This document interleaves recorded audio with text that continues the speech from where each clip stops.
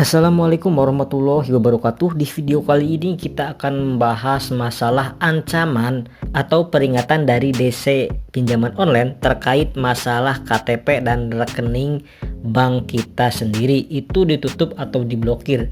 Nah, mungkin bagi sebagian orang akan berpikir seperti ini ya teman-teman. Kalau misal memang ada uang di dalam tabungan, kenapa itu enggak digunakan untuk membayar pinjol aja, agar kita bisa bebas dari jeratan hutang pinjol.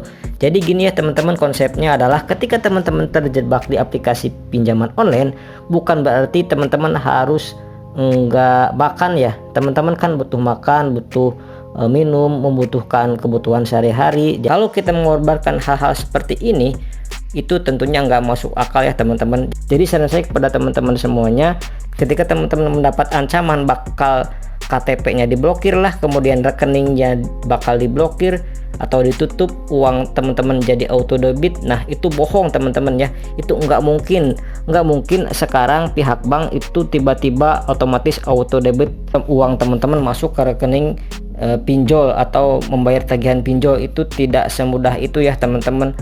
Nah, kalau misalkan itu terjadi, itu adanya pencurian data dan tanpa seizin teman-teman ya. Meskipun teman-teman mempunyai hutang sekalipun, sekelas pinjaman online besar itu tidak mampu untuk membuat otomatis auto debit menjadi cicilan atau tagihan pinjaman online teman-teman.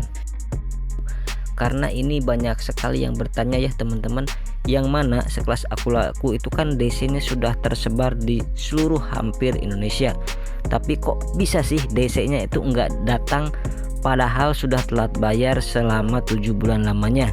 Dan lokasinya juga di kota ya teman-teman, bukan di luar Pulau Jawa tapi di kota besar seperti di Bandung, Surabaya, Semarang, Jakarta dan lain sebagainya. Nah, ini kok bisa? Setelah kita coba cari tahu hal-hal seperti ini, biasanya itu mungkin banyak sekali faktor ya. Di antaranya banyak di daerah tersebut memang itu hutangnya lebih besar dan galbanya sudah jauh lebih lama. Jadi pada dasarnya ketika teman-teman itu telat bayar baru 1 bulan atau di bawah 1 bulan, untuk di Akulaku itu kemungkinan kecil sekali untuk didatangi DC lapangan.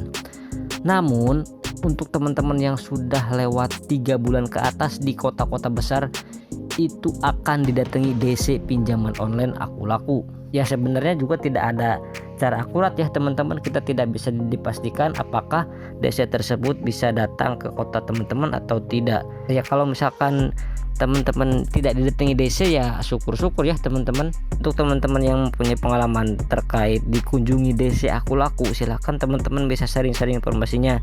Misal teman-teman dari kota mana, kemudian galbainya itu berapa, dan seperti itu ya teman-teman. Maksudnya gimana? Maksudnya seperti ini ya teman-teman. Jadi di beberapa wilayah itu kan tentu tidak ada DC lapangan yang beroperasi di sana. Oleh karena itu tentunya DC itu kan tidak bisa menagih para nasabah yang gagal bayar ini datang ke rumahnya secara langsung.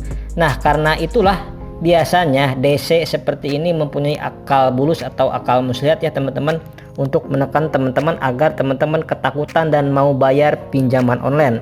Ancaman mulai dari WA, SMS, telepon, email, dan lain sebagainya itu juga menyatakan bahwa akan mengunjungi kepala desa atau aparat desa yang sedang bertugas di kantor kepala desa untuk mendampingi menuju rumah teman-teman. Itu enggak sedikit pula yang mengancam akan memblacklist KTP teman-teman di kantor kelurahan atau kecamatan. Dan tujuannya simpel, agar teman-teman itu takut dan segera membayar hutang. Jadi ini penting banget ya untuk teman-teman ketahui. Untuk ancaman-ancaman yang seperti itu yang nggak masuk akal itu pasti dilakukan, dan teman-teman jangan mudah percaya. Karena begini ya, intinya selama teman-teman dipinjol itu udah nggak ada resiko terberat. Apapun yang kalian terima ketika teman-teman galbay di sana, ya pastinya paling tidak slik OJK teman-teman itu akan jelek. Yang mau ancamannya mendatangi kepala desa atau presiden pun itu mungkin urusan hutang piutang hanyalah kepada yang bersangkutan, bukan berarti kepada aparat desa ya teman-teman. Ya segitu dulu ya teman-teman di video kali ini, mudah-mudahan informasi ini bermanfaat untuk teman-teman semuanya. Saya pamit, wassalamualaikum warahmatullahi wabarakatuh.